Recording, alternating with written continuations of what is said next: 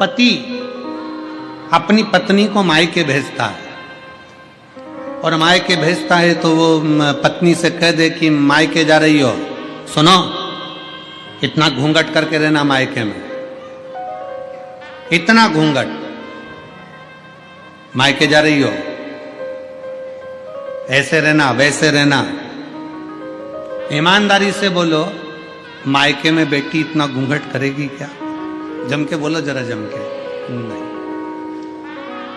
ससुराल में सबको खिलाकर खाती है और मायके में भाभियां भोजन बनाकर देती और ननंद पहले खाती है।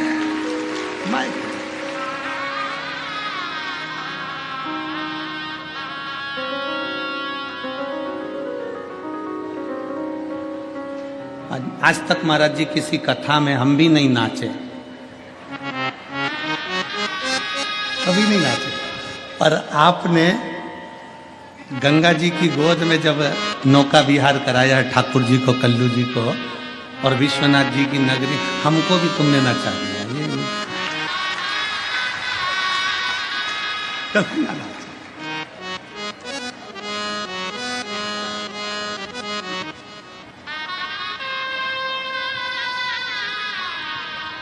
ये शिव भक्ति है। क्यों? क्योंकि हम अपने बाप के घर आए हैं, किसी से डरते थोड़ी ना है। अपने पिता के घर आए हैं और पिता का जो घर होता है, बाबुल का जो घर होता है, वो फुल आनंद के साथ होता है, पूर्ण आनंद के साथ।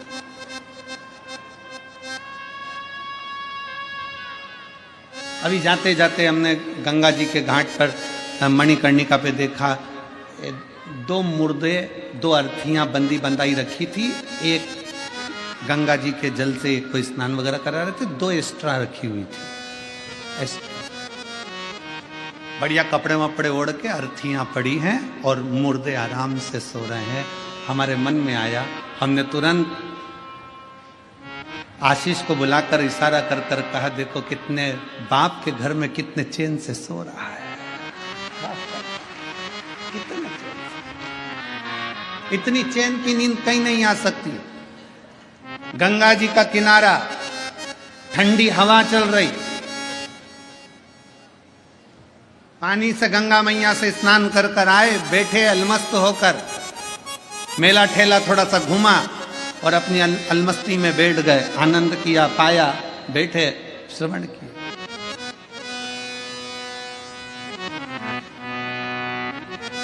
ये पिता का घर। विश्वनाथ जी की कथा, बाबा विश्वनाथ हमको कहते हैं कि तुम अपने पिता के घर में हो, भरण पोषण की जवाबदारी सब उस शंभू की है। सारी जवाबदारी मेरे शंकर भगवान की, सारी।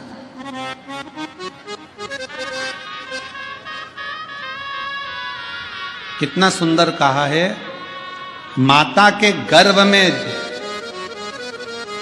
जब जीव आता है, माँ के गर्भ में जब कोई बच्चा प्रवेश करता है, माता के गर्भ में जब कोई जीव प्रवेश करता है, माता के गर्भ में जब वो आता है, उस दिन से जीव जब माँ के गर्भ में प्रवेश करता है, उस दिन से मेरा विश्वनाथ उसके भरण पोषण की जवाबदारी ले लेता है।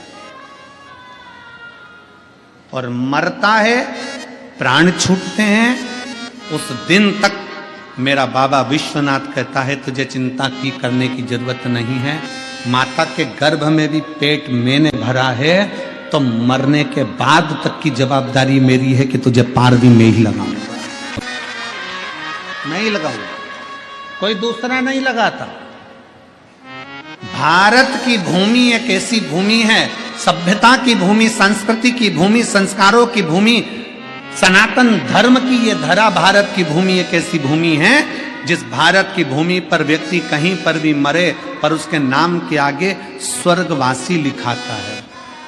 स्वर्गवासी कहीं पर भी मरे, क्योंकि भारत की भूमि पर मरने के लिए, भारत की भूमि पर मरने के लिए तो विदेशी भी तरसते हैं कि हमारे प्राण अगर छूटें तो भारत की भूमि पर छूटें। और भारत की भूमि में भी अगर कोई इच्छा रखता है कि मेरे प्राण कहीं छूटें तो वो गंगा का घाट हो, और काशी की पवित्र भूमि हो, वहां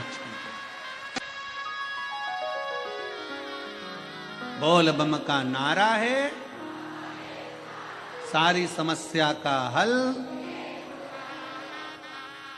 अंतिम बिंदु यहां सोच कर आता है कि मेरे प्राण छूटे तो विश्वनाथ की धरा पर छूटे, मेरे प्राण जाएं तो मां गंगा के घाट पर जाएं, मेरे प्राण जाएं। अरे सीधा सीधा चरित्र देखिए, शिव महापुराण का महत्तम उठाकर देखिए। बिंदुक की धर्म पत्नी चंचुला, बिंदुक प्रेत योनि में पड़ गया, बिंदु प्रेत योनि में पड़ने के बाद भटकता रहा चंचुला। कभी भगवान शंकर को नहीं मानती थी, कभी शिवालय नहीं गई, कभी शंकर का मंदिर नहीं गई, कभी शंकर की स्तुति नहीं करी, कभी शंकर भगवान को एक लोटा जल नहीं चढ़ाया, कभी उसने शंकर की आराधना नहीं करी, कभी शिव के धाम चंचुला देवी नहीं गई। पर गांव के लोग बैलगाड़ी तैयार कर कर गांव के लोग काशी जा रहे थे। चंचुला के मन में आया मेरे पति को मुक्ति नहीं मिली क्योंकि वो पानी में डूबकर मर गया।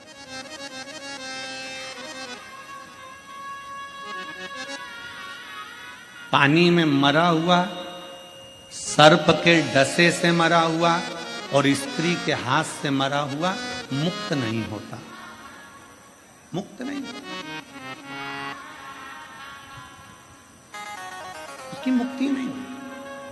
चंचुला को लगा मेरे पति का मोक्ष नहीं हुआ, क्या करूं, क्या करा जाए। गांव के लोग जा रहे थे काशी, चंचुला ने सुन रखा था कि एक बार अगर काशी मुख से निकल जाता है, काशी काशी काशी काशी मुख से निकल जाता है तो हजारों अश्वमेध यज्ञ का फल प्राप्त होकर शंकर का धाम मिल जाता है। जब केवल काशी का नाम मुख से निकला तो अश्वमेध यज्ञ का फल प्राप्त हो गया, काशी का नाम मुख से निकला तो स्वयं भगवान शंकर का स्थान प्राप्त हो गया। तो क्यों ना मैं एक बार काशी चले जाऊं तो मेरे पति को मुक्ति मिल जाए। तो चंचुला देवी बैलगाड़ी में बैठकर सारे गांव वालों के साथ में लिए जाने लगी। पर गांव वालों ने चंचुला देवी को गाड़ी में बिठाया नहीं, क्योंकि ये कभी शिवालय नहीं जाती थी, कभी ये सत्संग नहीं करती थी, कभी ये भजन नहीं करती थी, कभी ये कीर्तन नहीं करती थी, कभी ये मंत्र जाप नहीं करती थी, कभी इसने शंकर भगवान को एक लोटा जल नहीं चढ़ाया था, कभी।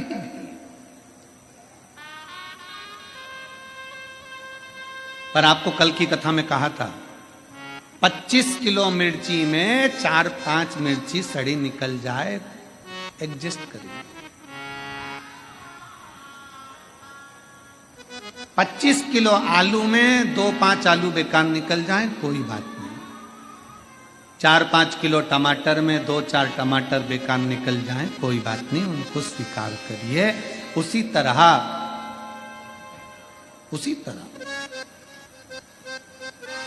गांव के लोगों ने चंचुला देवी को स्वीकार नहीं करा चंचुला देवी। चंचुला ने विचार करा मैं कभी काशी तो गई नहीं हूं, कभी मैं काशी गई नहीं, एक काम करती हूं मैं काशी, ये गाड़ी जो जा रही है ना इसके पीछे पीछे चल सकती हूं, इसके पीछे पीछे चल।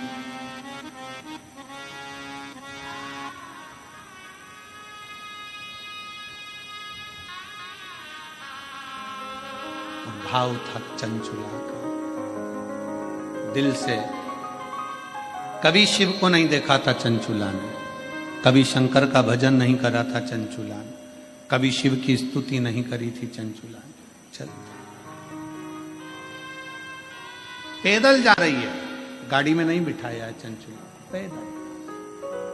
शंकर भगवान मेरे विश्वनाथ, मेरे शंभू जब अपने पास बुलाते हैं ना किसी को, तो उसका पूर्व का सारा पाप पहले काट देते हैं, तब भगवान विश्वनाथ की धरा पर बुला पाते। उसके पूर्व का पुराना सारा पाप काट दिया उसको पैदल चलाते चलाते। चल, गाड़ी आगे आगे चल रही है, चंचुला देवी पीछे पीछे चल रही।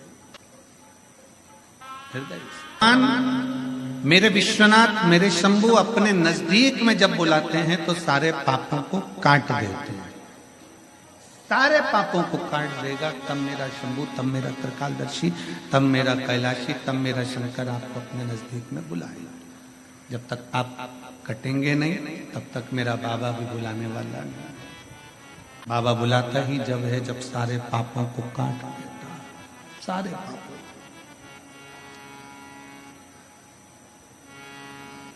काशी से जाने के बाद घर पे जाके बड़े खुश होना कि मुझे विश्वनाथ जी ने दर्शन दिया। कब दिया? जब मेरी जिंदगी के सारे पाप कट गए तब दर्शन दिया।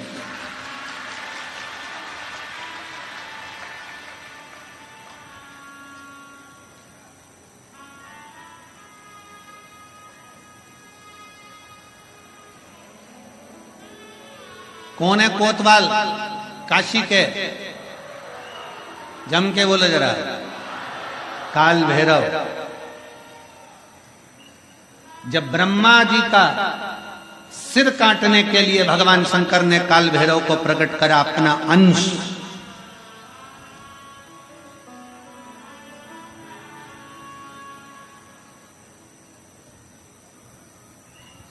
चौसठ योगिनियां नृत्य कर रही थी।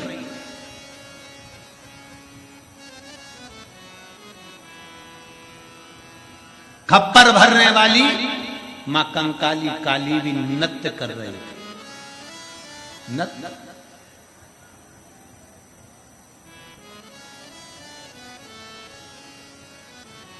जिस समय पर काल भैरव प्रकट हुए 64 योगिनियां नृत्य कर रही हैं। मां कंकाली काली भी नृत्य कर रही है। देवियां सब प्रसन्न है, देवता स्तुप्त हैं। और शंकर भगवान मंद मंद मुस्कुराते हुए काल भैरव को प्रकट करते हुए कहते हैं, काल भैरव। काल भैरव पूछता है, मेरे को प्रकट करने का कारण क्या है? क्यों प्रकट किया? किस लिए? किस लिए? आज भैरव अष्टमी की सबको बहुत बहुत बधाई हो। बाबा की बहुत कृपा सब कर गई। मुझे प्रकट क्यों करा?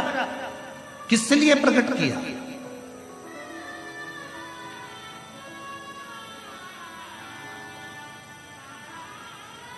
काशी वाले कहते हैं कि काल भैरव काशी के कोतवाल हैं, पर शिव महापुराण की कथा कहती है कि काल भैरव केवल काशी के कोतवाल नहीं, काल भैरव पूरी भारत की भूमि, पूरे विश्व के कोतवाल है। पूरे विश्व के मृत्यु लोक में जो जन्म लेता है, शास्त्र कहता है, हमारे शास्त्र वर्णन करते हैं, ब्रह्मा ब्रह्म लोक में विराजमान है, भगवान विष्णु वैकुंठ लोक में विराजमान है, भगवान शंकर मृत्यु लोक में विराजमान है। भगवान शंकर अपने नेत्र बंद कर कर बैठे रहते हैं। मां सती ने, माता पार्वती ने शंकर भगवान से पूछा था, इस काल भैरव को क्या केवल ब्रह्मा जी को मारने के लिए, ब्रह्मा जी का सिर काटने के लिए प्रकट करा आपने? क्या इस काल भैरव को केवल अंधकासुर के वध के लिए प्रकट करा तुमने? क्या इस काल भैरव को केवल दुष्टों के संहार के लिए प्रकट करा आपने?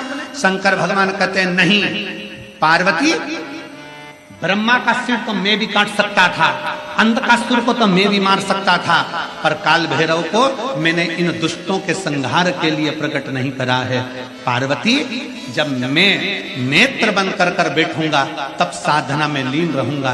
मृत्यु लोक से कोई अपने प्राणों को त्याग कर जब जाएगा तो मेरा काल भैरव उसकी हाजिरी बजाता हुआ आगे आगे चलकर बताएगा कि इसने शिव को एक लोटा जल चढ़ाया। मेरा काल भैरव ये बताएगा कि शंकर को एक लोटा जल चढ़ाया, इसकी साक्षी है।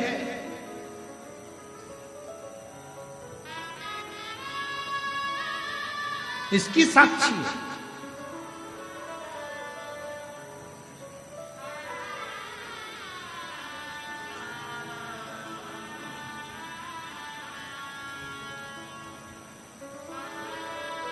लोग डरते हैं, काल भैरव भगवान से डरेंगे, शनि महाराज से डरेंगे, इससे डरेंगे, उससे डरेंगे।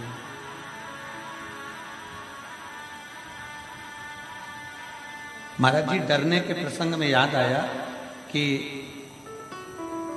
एक पति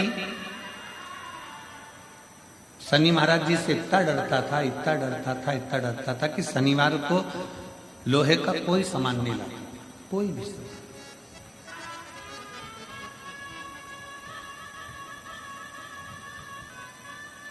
पत्नी पड़ गई बीमार, शनिवार का दिन, डॉक्टर ने कहा ये सुई लेके आओ।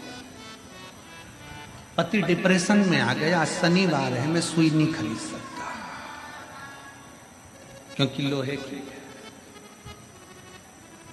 अब डॉक्टर के लेके आओ, नहीं गई। पत्नी तड़प रही है पर वो सुई लेने नहीं गए क्योंकि आज शनिवार है, मैं लोहा नहीं खरीद। कौन सा शास्त्र कहता है, कौन सा वेद कहता है, कौन सा पुराण कहता है कि हमारे देवता, शिव पुराण में स्पष्ट किया गया 33 कोटि देवी देवताओं का एक एक क्रम उठाकर देखिए, कोई भी देवी देवता आपको कभी दंड नहीं देता। देवी देवता तो आपको गले से लगाकर आशीर्वाद प्रदान करता है, कोई दंड नहीं। भय उत्पन्न कर दिया, आज के जमाने में भय उत्पन्न कर दिया।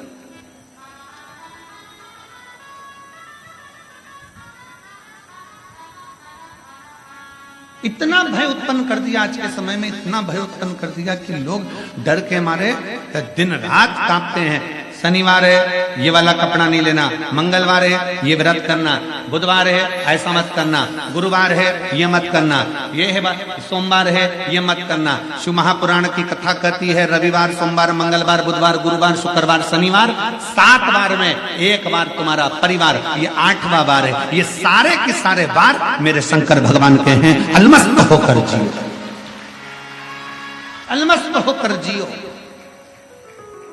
उसने कभी नहीं कहा कि रविवार को दुकान मत खोलना, कि सोमवार को मत खोलना, कि मंगलवार को मत खोलना, कि बुधवार को मत खोलना। जब तुम्हारा दिल हो तब परमात्मा का भजन करिए, जब तुम्हारी इच्छा हो तब शिव की स्तुति करिए।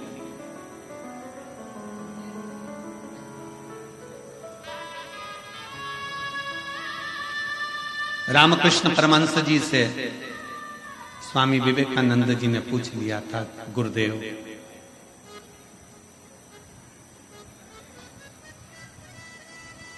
भगवान का नाम कब लेना चाहिए? रामकृष्ण परमहंस जी से स्वामी विवेकानंद जी पूछ रहे हैं भगवान का नाम कब लेना चाहिए, भगवान का भजन कब करना चाहिए। रामकृष्ण परमहंस जी ने कह दिया था, नरेंद्र, स्वामी विवेकानंद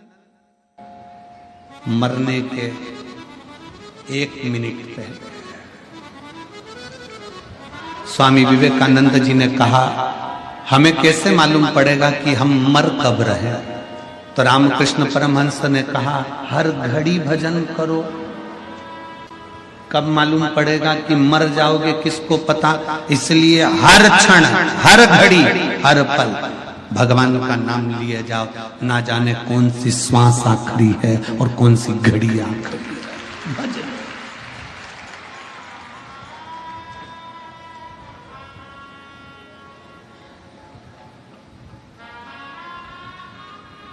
कौन सी घड़ी आखिरी है, कौन सी श्वास आखिरी है, कौन सा पल आखिरी है, ये किसको मालूम है? किस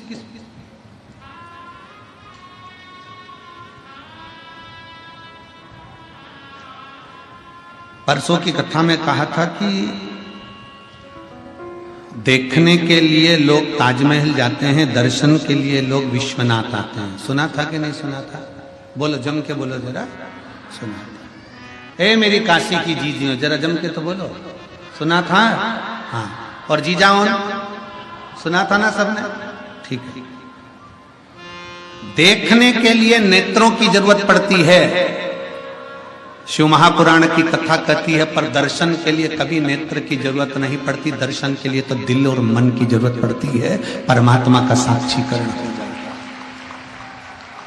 केवल मन चाहिए, दिल चाहिए।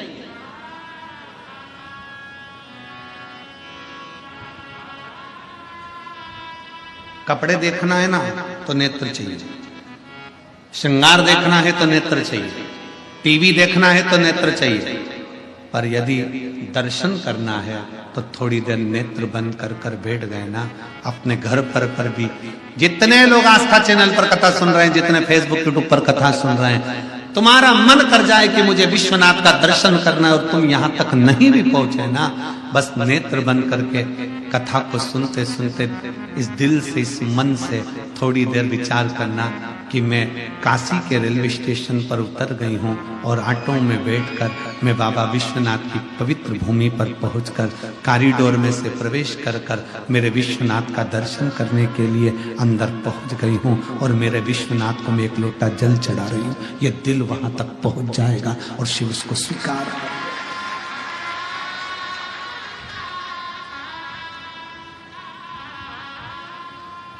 दिल से पहुंचे विश्वनाथ। बाबा विश्वनाथ कहते हैं कि मैं बैठा हूं, तू अनाथ नहीं है।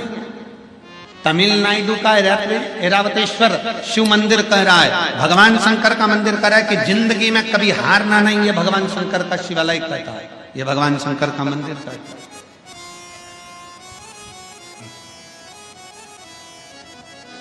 तमिलनाडु के कुंभकोणम में 3 किलोमीटर की दूरी पर ऐरावतेश्वर महादेव का एक मंदिर है। वो हमको जीतना सिखाता है, जीतना, हारना नहीं।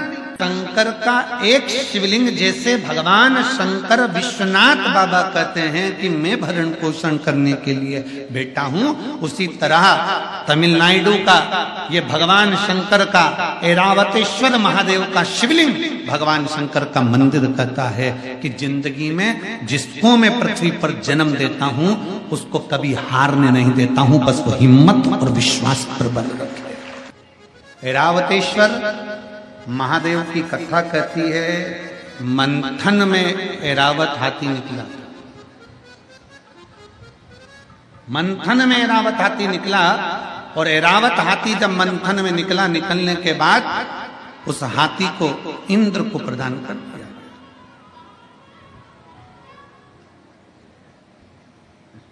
इंद्र ऐरावत हाथी को लिया।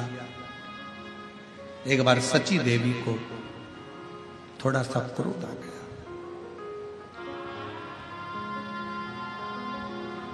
सची देवी को जब क्रोध आया, उन्होंने ऐरावत को बहुत अपशब्द कहा, बहुत अपशब्द। यहां तक ऐरावत हाथी पर सची देवी ने अपशब्दों के बाणों पर बाण चला दिए। इतना क्रोध ऐरावत हाथी को आ गया कि अब मैं करूं क्या। पर मुझे भगवान नारायण ने इंद्र को दिया। इंद्र को प्रदान किया। क्या करा, क्या करूं मैं। शब्दों पर शब्द छोड़े गए, अपशब्द कहे गए। शिव महापुराण की कथा कहती है, ऐरावतेश्वर महादेव का चरित्र कहता है कि दुनिया जिसको गाली देती है, दुनिया जिसको शब्द कहती है, दुनिया जिसको ताना देती है, एक दिन दुनिया उसकी तारीफ भी करती है। ये रीत है शास्त्र, ये रीत है। कोई लेट बनता है, कोई जल्दी बनता है। शिव को जल चढ़ाने वाला एक दिन सेठ जरूर बनता है। ऐरावतेश्वर महादेव की कथा कह रही है कि कभी हिम्मत मत कभी।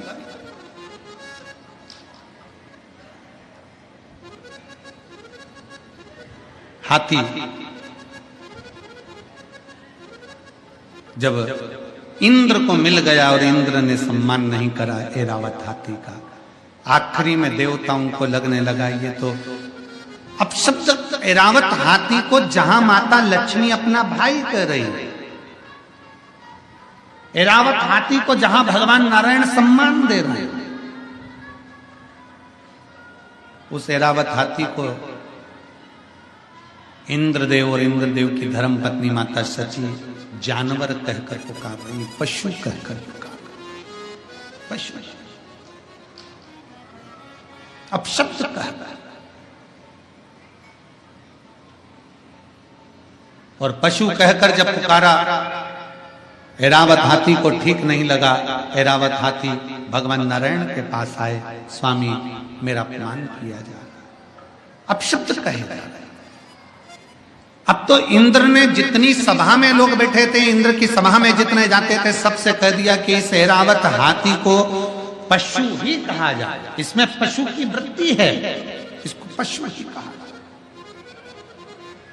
सब पशु कहने लगे, अपशब्द कहने लगे। दे ताना दे तो उससे देने से कौन सा फर्क पड़ता है, अपशब्द कहने से कौन सा फर्क पड़ता है।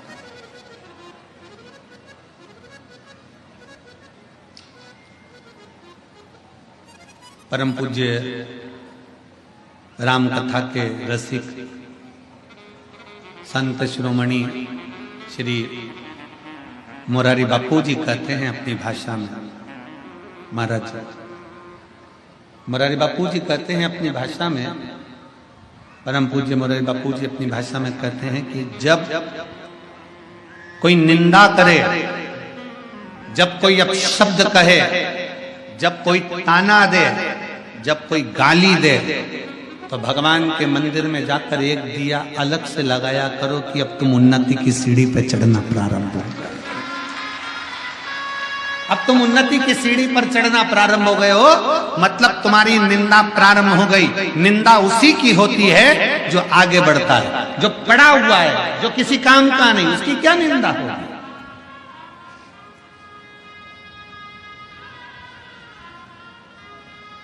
रेल के जितने डब्बे होते हैं वो डब्बे काले होते नहीं, रेल में केवल इंजन ही काला होता है, क्योंकि इंजन खींच कर लेकर जाता है, जो आगे चलता है, जो आगे बढ़ता है। मुंडा उसी को काला करना पड़ता है, अब शब्द उसी को सुनना पड़ता है जो आगे बढ़ रहा है। बहुत आगे बढ़ने वाले को ध्यान रखना चाहिए, बहुत ध्यान रखना चाहिए। राम कथा करवाना सरल है, श्रीमद् भागवत कथा करवाना सरल है। क्यों? क्योंकि राम कथा के यजमान स्वयं काशी नरेश थे। श्रीमद् भागवत के यजमान स्वयं राजा परीक्षित थे। विष्णु पुराण, मत्स्य पुराण, नर्मदा पुराण, जितनी पुराण हैं, सारी पुराण के यजमानों के नाम है, पर शिव महापुराण का यजमान कोई नहीं बन पाया। शिव महापुराण का यजमान तो केवल शंकर को ही बनना पड़ा। शंकर भगवान शिव महापुराण के यजमान बने, ईश्वर जी और गोरा जी बनकर। माता पार्वती जी 16 दिन तैयार हुई हैं शिव महापुराण के यजमान बनने के लिए। इसलिए आज भी नारियों में 16 श्रृंगार होते हैं। भगवान शंकर 16 दिन तैयार हुए हैं शिव महापुराण के यजमान बनने के लिए, इसलिए सनातन धर्म में 16 संस्कार होते हैं। भगवान 16 दिन तक तैयार हुए, तब ईश्वर जी गोरा जी बने, तब गणा और गौर बने। देवऋषि नारद देखकर थकित रह गए शंकर भगवान का स्वरूप, कि शंकर भगवान जब शादी करने गए तो दूल्हे नहीं बने, शंकर भगवान जब विवाह करने गए तो सुंदर नहीं सजे, जब शंकर भगवान के घर में बच्चे हुए तब सुंदर नहीं सजे, और शंकर भगवान जब कथा सुनने के लिए जा रहे हैं, उस चंचुला देवी के पति को मोक्ष देने के लिए जा रहे हैं, तो ईश्वर जी और गोरा जी बनकर, गणा और गौर बनकर जा रहे हैं, ईश्वर जी और गोरा जी बनकर जा रहे हैं। आज भी भारत की भूमि पर गणगौर की पूजन होती है। राजस्थान में गणागौर की लोग पूजन करते हैं, ईश्वर जी गोरा जी का पूजन करते हैं 16 दिन तक, क्योंकि शंकर पार्वती जी शिव महापुराण के यजमान बनकर पहुंचे हैं। तुम रूका जी कथा कर रहे हैं, शंकर पार्वती सामने बैठकर कथा सुन रहे हैं। शिव पार्वती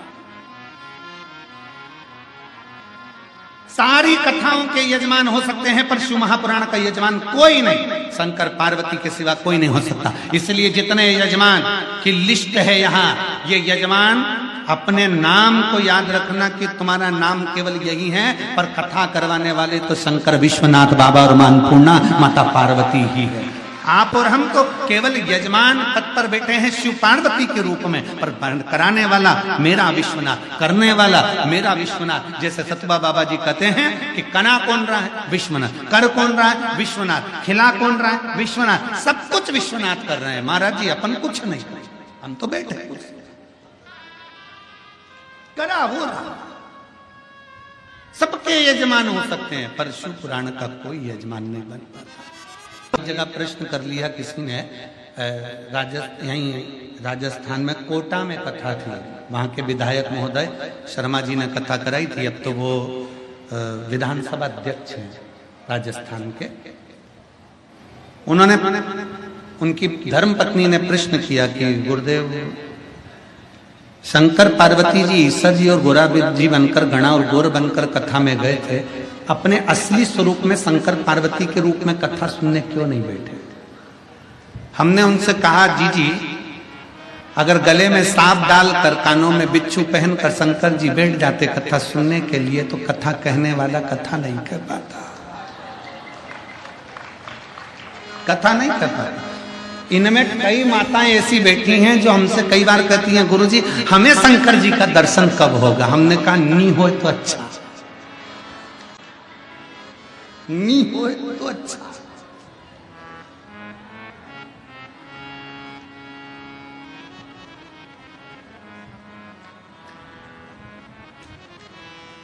अब जरा विचार करिएगा, काल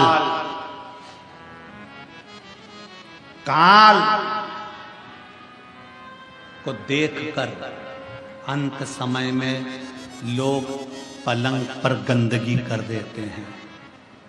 काल को देखकर लोग पलंग पर गंदगी कर देते हैं। जिस दिन मेरा महाकाल सामने आएगा तो जरा विचार करिएगा कि कैसे दर्शन कर पाओगे। ये नेत्र नहीं कर सकते, अरे ये नेत्र कर ही नहीं सकते। इन नेत्रों की सामर्थ्य का ही नहीं है कि शिव का दर्शन कर ले।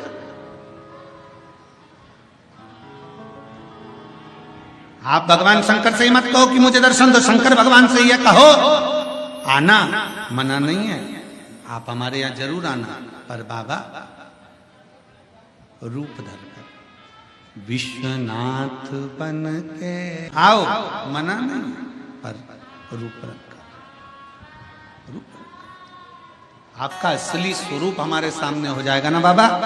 आपका असली स्वरूप हमारे सम्मुख में होगा। गले में सर्प पड़ा है, मस्तक चंदा चढ़ा हुआ है, त्रिपुंड लगा हुआ है, कानों में बिच्छू पड़े हैं, भयंकर बाबा आपका स्वरूप इन नेत्रों से देख ही नहीं सकता कोई साधारण व्यक्ति।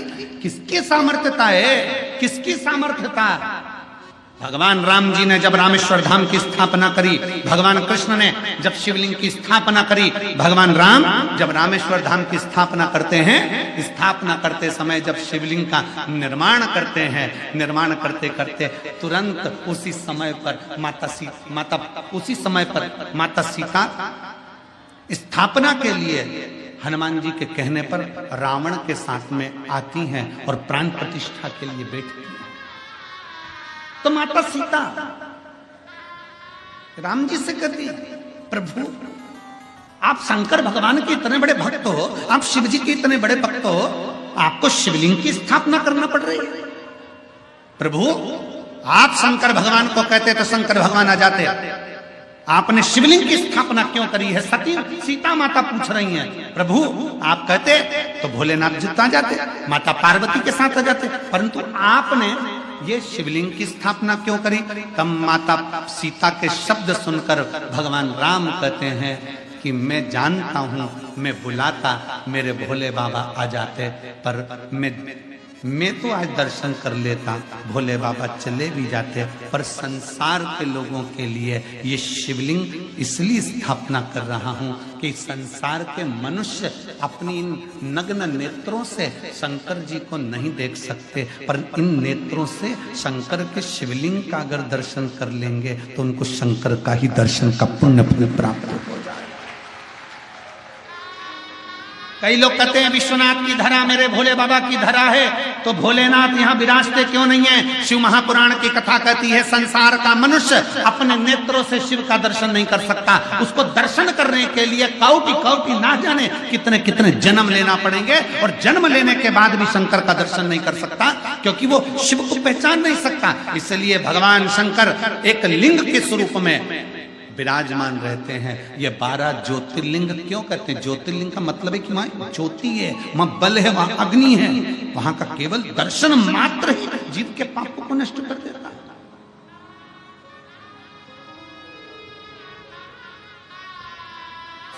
उसको समझ। और जब वक्त पड़ता है ऐसा नहीं कि मेरा महादेव, जब वक्त पड़ता है, एक बार भगवान श्री गणेश जी महाराज पार्वती जी के साथ में, माँ जगत जननी के साथ में गंगा जी के घाट पर पहुंच गए और माता पार्वती के सम्मुख में भगवान श्री गणेश जी ने कह दिया, माँ आप इतनी सुंदर हो, पर पिताजी इसमें सुंदर नहीं दिखते, पिताजी सुंदर नहीं दिखते।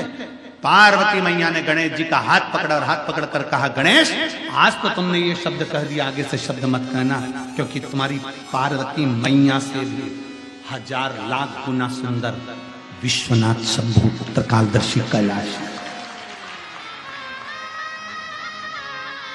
मां मुझे मेरे पिताजी का वो दर्शन करना है जिसमें मेरे पिताजी इतने सुंदर नजर आते हैं। भगवान शंकर के लिए माता पार्वती जी ने उसी समय कह दिया कि पुत्र गणेश को आपका सुंदर स्वरूप का दर्शन करना है। कौन सा स्वरूप? शंकर भगवान से माता पार्वती जी कहती हैं, कर्पूर गौरम करुणावतारम, आपका वो स्वरूप जो कपूर की तरह निर्मल, बड़ा सुंदर स्वरूप है, एक बार दर्शन करा दो। गणेश जी का हाथ पकड़कर शंकर भगवान गंगा जी के जल में ले गए और भगवान शंकर ने जो गंगा में एक डुबकी लगाई, स्वरूप देखकर गणेश जी महाराज को भी हजारों मुख करना पड़े, हजारों नेत्र करना पड़े। एक विनायक नहीं, अष्ट विनायक, और अष्ट विनायक को संभालने के लिए अष्ट लक्ष्मी,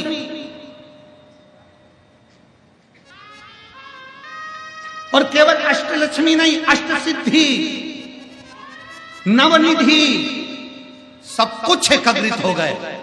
तो भी शंकर के स्वरूप को देखकर श्री गणेश जी महाराज स्तुत हो गए। हाथ जोड़कर अपने पिताजी से कहा, मुझे ये स्वरूप अब मत दिखाओ, आपसे हाथ जोड़ता हूं, आप मेरी मैया से ज्यादा सुंदर हो, अब मुझे नहीं दर्शन करना, आपको प्रणाम करता हूं, अब नहीं करना, आपको हाथ जोड़ने। मैं मेरी मैया से ज्यादा सुंदर किसी को नहीं देख सकता, पर आप तो मेरी मैया से भी ज्यादा सुंदर।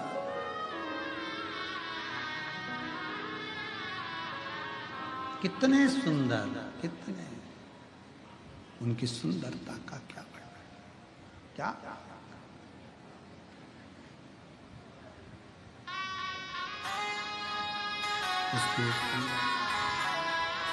महाराज शंकर भगवान की सुंदरता का क्या वर्णन करो, क्या। महाराज शिव तत्व कहता है, शंकर भगवान की कथा कहती है। दुनिया के लोग कहते हैं ब्यूटी पार्लर जाओ सुंदर दिखोगे। शिव महापुराण की कथा में आज हम तुमसे कह रहे हैं, शंकर जी के मंदिर में एक लोटा जल चढ़ाना प्रारंभ करो, ब्यूटी पार्लर जाने की जरूरत नहीं पड़ेगी, आप स्वयं सुंदर दिखोगे। कोई पार्लर नहीं, पानी से मुंडा धोगे, कंगा पार्टी करोगे और कथा में आकर बैठ जाना, लोग भी देखकर कहेंगे कौन से पार्लर में गई थी, बड़ी सुंदर दिख रही। और तुम कई कई बुजुर्ग माताओं को देखना जो शंकर जी के मंदिर में एक लोटा जल चढ़ाती है ना, ओल्ड इज गोल्ड। कई कई बूढ़ी माताओं को देखना, इतनी सुंदर दिखेगी, ऐसा लगे, कई बार तो बहुओं का भी दिल जल जाता है। बता बुढ़ी हो के, मम्मी तुम नई साड़ी पहनी? नहीं, मैं तो पुरानी। करवा चौथ में बहू इतनी तैयार हो रही और बूढ़ी मैया कुछ तैयार नहीं हो रही, अंदर गई, मुंडा धोया, बाल कंगा करा और आ गई पूजन करने के लिए। और देखा छठ की पूजन में, देखो छठ की पूजन में बहू इतना तैयार हो, और सास को देखो वो ठेकुआ बनाने में लगी, और बनाया तो बनाया, और साथ में बूढ़ी माँ बस जो आई तैयार होकर। तो बहुएं भी कहती हैं हमारी सास इतनी सुंदर दिख रही है, ये चमक ये दमक फुल वन में महक, सब कुछ सरकार तुम ही से है, सब कुछ सुंदरता उसने दे, वो देता है, कुछ नहीं चाहिए।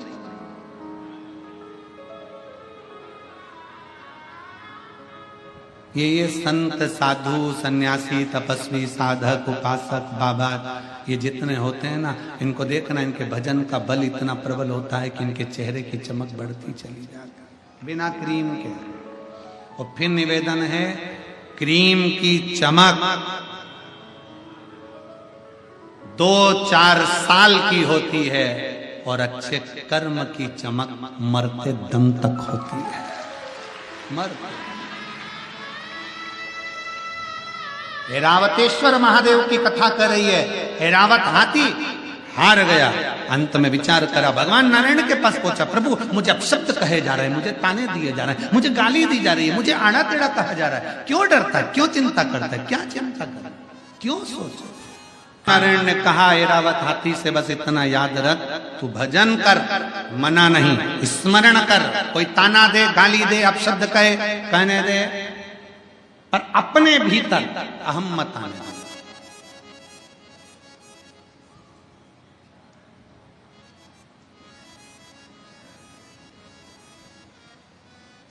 हाथ ठंड में काम करना बंद कर देते हैं और दिमाग घमंड में काम करना बंद कर देता है।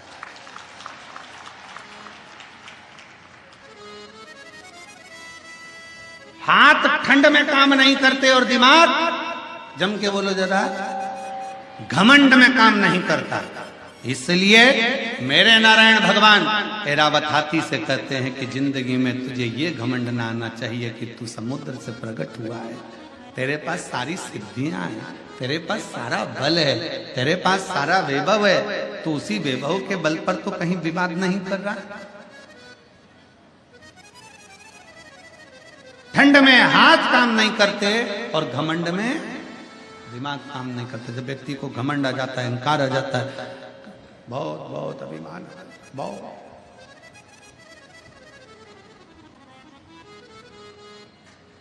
कल महाराज जी हमको जब भी सतुआ बाबा जी के साथ में मिलना होता है, बैठना होता है, तो वो सत्संग कराते रहते हैं। कल यही बात पे चर्चा चल रही थी, घमंड होता है तो बड़ा ज्ञान का भी अभिमान हो जाता है, कभी कोई सी चीज का अभिमान हो जाता है, कभी कोई चीज का अभिमान हो जाता है, अहंकार, दिमाग काम करना बंद कर देता है। तो क्या करोगे? ठंड में हाथ काम करना बंद कर देते हैं तो क्या काम नहीं करोगे? जम के बोलो जरा, अरे बोलो तो जम के करोगे ना। कैसे करोगे? कैसे करोगे? हाथों को थोड़ा कम्बल में, रजाई में, ग्लव्स में थोड़ा दबा कर रखो। थोड़ा दबा कर रखोगे तो उसमें गर्मी रहेगी तो काम कर सकोगे। उसी तरह दिमाग को थोड़ा शिव पुराण में दबा के रखो तो जिससे ये घमंड उत्पन्न नहीं होगा, गर्मी बनी रहेगी। शिव महापुराण की कथा, भगवान शंकर की कथा, शिव तत्व की कथा ये हमको सिखाती है। अभिमत्ता से दूर हो जाओ। अहंकार में तीन गए, धन वैभव और वंश, ना मानो तो देख लो रावण को और कंस, ये तीन अभिमत्ता में चले गए। जहां अहंकार आ गया, जहां घमंड आ गया, वहां चले गए।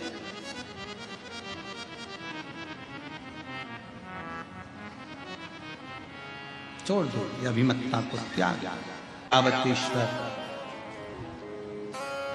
ऐरावत को भगवान नारायण ने ज्ञान उपदेश दिया।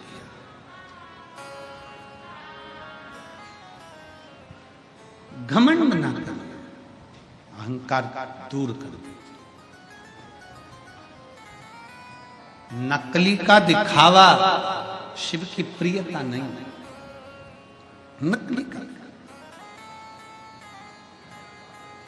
कितना सुंदर कहा है, लिंग पुराण में एक शब्द मिलता है बड़ा सुंदर सा, त्रिपुंड।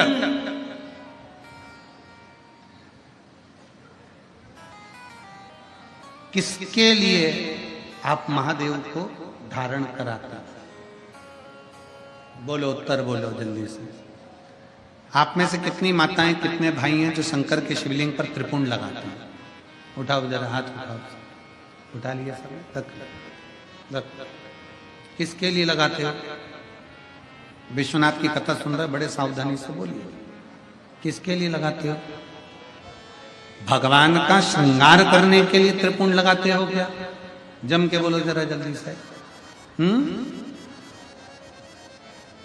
आधे बोल रहे हैं हाँ, आधे बोल रहे हैं ना। ठीक है। भगवान की पूजन करने के लिए त्रिपुंड लगाते हो क्या? जम के बोलो जल्दी से। आधे बोले हाँ, आधे बोले।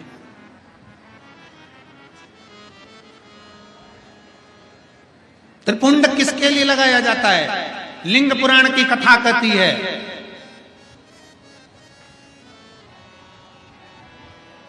त्रिपुंड किसके लिए लगाया जाता है?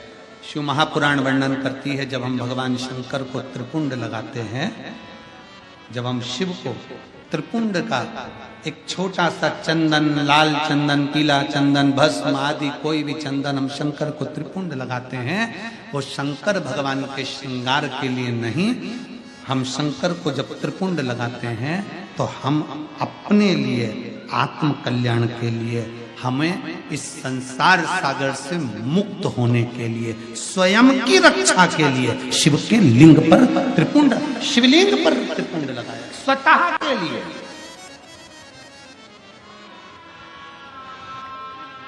अब एक त्रिपुंड हो गया शिवलिंग का, किसके लिए लगाया? जम के बोलो जरा, अपने लिए। अब दूसरा त्रिपुंड भगवान शंकर को त्रिपुंड लगाया स्वतः के लिए।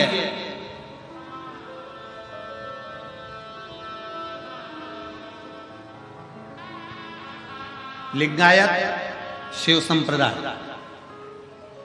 काशी में भी लिंगायत शिव संप्रदाय का बहुत बड़ा मठ बना हुआ है महाराज जी। लिंगायत शिव संप्रदाय में कहा गया, शंकर भगवान का त्रिपुंड लगाया वो अपने लिए है, पर अपने मस्तक पर जब कोई स्त्री, पुरुष, कोई बच्चा, कोई बेटी, कोई बूढ़ा, कोई जवान जब अपने मस्तक पर त्रिपुंड लगाता है तब वो शिव के लिए होता है, वो शंकर। श्वास शिव है, जब श्वास निकल गई तब शव है। इसलिए शिव महापुराण की कथा कहती है, श्वास चले तब तक त्रिपुंड भी धारण करना चाहिए। त्रिपुंड, जो त्रिपुंड तुमने लगाया मस्तक पर, वो मेरे शंकर को लग गया, क्योंकि कंकर कंकर में शंकर है। उसी तरह पूरे तलातल रसातल में, इस संसार सागर में, इस भूमि पर, मृत्यु लोक में जितने मनुष्य निवास करते हैं, इस भूमंडल पर जितने जीव निवास करते हैं, वो सारे जीवों में शंकर समाया हुआ है। हम लगाए, हमने हमारे शिव को लगा दिया। शिव को लगाया गया त्रिपुंड हमारे कल्याण के लिए, और हमारे मस्तक पर लगाया गया त्रिपुंड हमारे शिव की प्राप्ति का केंद्र बिंदु है। एरावत, एरावत, तुम भगवान की स्तुति करो। ये सब मुझे पशु कह रहे हैं, जानवर कह रहे हैं, अपशब्द कह रहे हैं, इनके लिए मैं क्या करूं? अभी आपको कहा कि परम पूज्य मुरारी बापू जी अपने शब्द में कहते हैं कि जितनी निंदा, जितना अपशब्द सुनने को मिले, समझ लेना कि आप उन्नति की ओर बढ़ रहे। एरावत के पास में सारी सिद्धियां थी, एरावत के पास में सारा बल था, सारी सिद्धियां थी, निकल कर जा रहा था। क्रोध आ गया इंद्र को, क्रोध, इंद्र ने श्राप दे दिया ऐरावत हाथी को।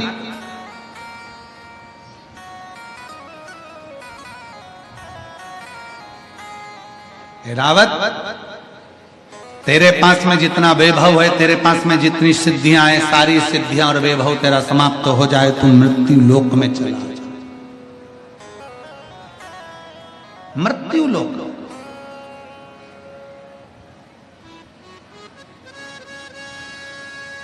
ऐरावत मृत्यु लोक में आया,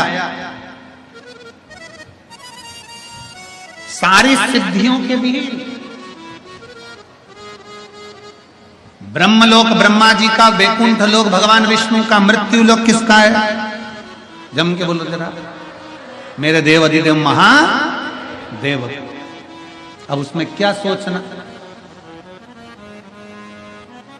कई लोग हमसे कहते हैं गुरुजी कि पहले सत्ययुग कितना अच्छा था, त्रेता युग कितना अच्छा था, द्वापर युग, साउंड सेट करो, द्वापर युग कितना अच्छा था, और अब ये कलयुग।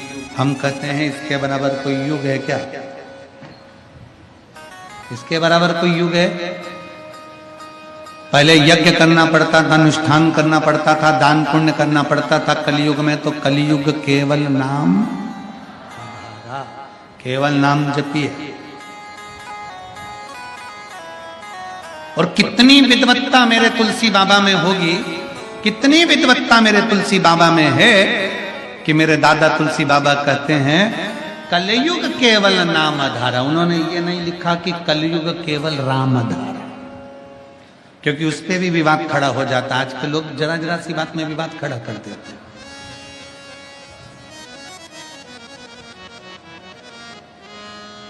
दुनिया में बहुत लोग हैं, कोई संतुष्टि है, कोई नहीं संतुष्ट है। होते कई लोगों को, कई ऐसे भी हैं जिनको संतुष्टि नहीं मिलेगी।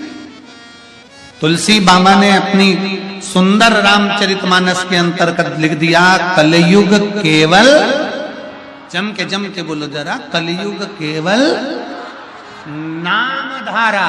राम नहीं लिखा क्योंकि उनको मालूम था कलयुग आएगा, सारे अलग अलग पंथ में बढ़ जाएंगे। कोई शंकर को भजेगा, कोई राम को भजेगा, कोई कृष्ण को भजेगा, कोई दुर्गा को भजेगा, कोई दत्त को भजेगा, कोई किसी को भजेगा, कोई किसी को भजेगा। इसलिए तुलसी बाबा ने लिख दिया, मेरे तुलसी बाबा लिख देते हैं कि कलयुग केवल नाम आधारा। तुम्हारी मर्जी पड़े उसको भजो, और भजो तो उसी से पार उतर जाओ। तुम्हारा मन पड़े उसकी भक्ति करो, तुम्हारा मन पड़े वो भजो। तुलसी बाबा कहते हैं तुम्हारा दिल कर जाए वो भजना प्रारंभ कर दो, नाम जप करो, नाम जप।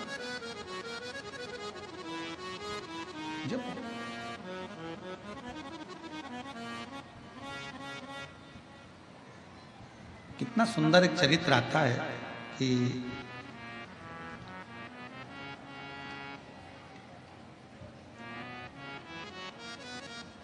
तुलसी बाबा जी की कुटिया में 3-4 चोर घुस गए। अब एक तो संत की कुटिया में चोर घुस जाए,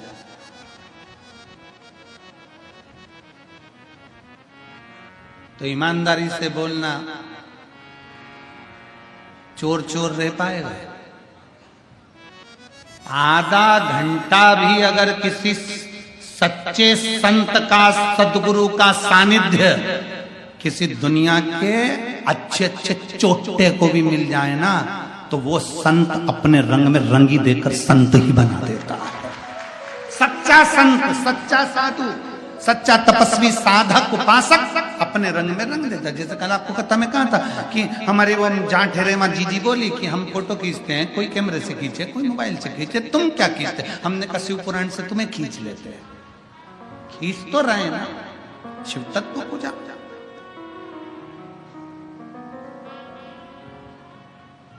चार चोर चोरी करने के लिए गए बाबा के। अब चोरी का धन उनके पास में बहुत सारा था, उनको चोरी तो करना नहीं थी। सरयू जी में पानी बहुत सारा था, अब करे तो करे क्या? उन्होंने कहा, तुलसी बाबा के पास में पहुंचे और उनसे कहा, तुम नदी के तट पर रहते हो, तुम्हें तैरना आता होगा। तुलसी बाबा बोले, नहीं मुझे तैरना नहीं आता। तुम्हें तैरना नहीं आता? नहीं मुझे तैरना। तुम्हें तैरना नहीं आता, तुम नदी के तट पर रहते हो। बाबा बोले, तैरना तो आता है, पर बात इतनी सी है कि सरयू मैया उफान पर पड़ी हुई है, मैं बूढ़ा आदमी, मैं कहाँ तैरूंगा? तुम बताओ ईमानदारी से। नहीं, तुम्हें तैरना आता है, हमारे पास चोरी का सामान है, हम चोटे, ये सामान लेकर जाना है हमको उस पार, चलो छोड़ के आओ। तुलसी बाबा के मैं तुम्हारे हाथ जोड़ूं, मुझे बुढ़ापे में कहाँ ठंडे पानी में डाल दो, कहाँ ठंडे पानी में।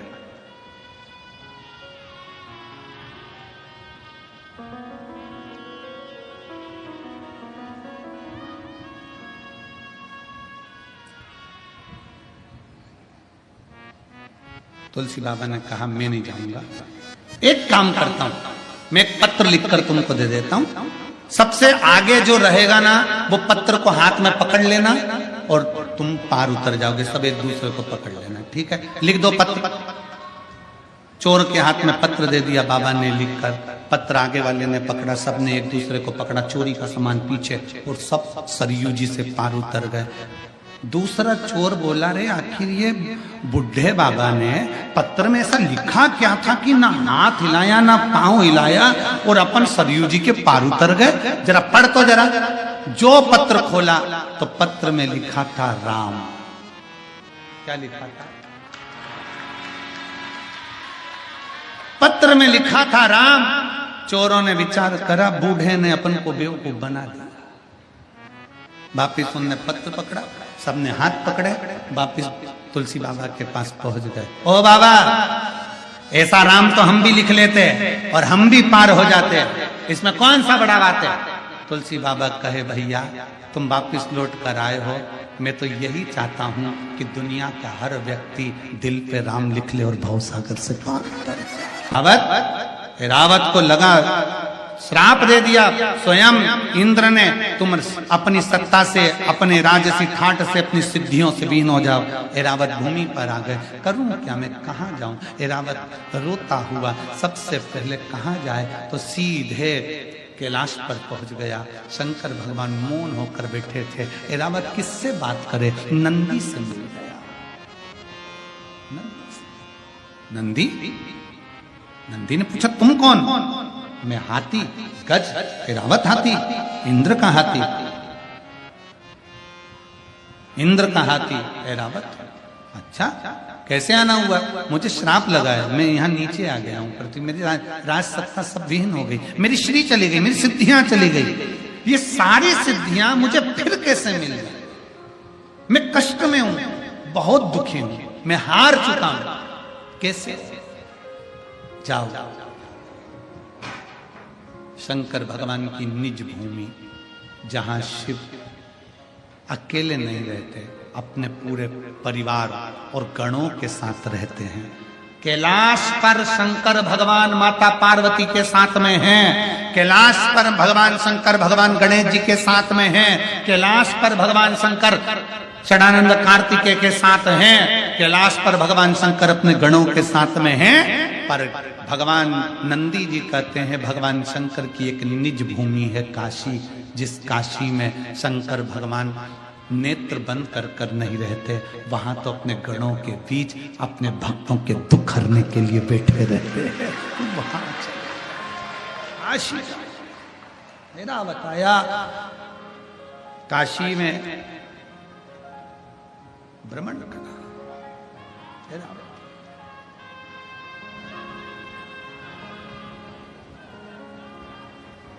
7 कोस के गोवर्धन बाबा,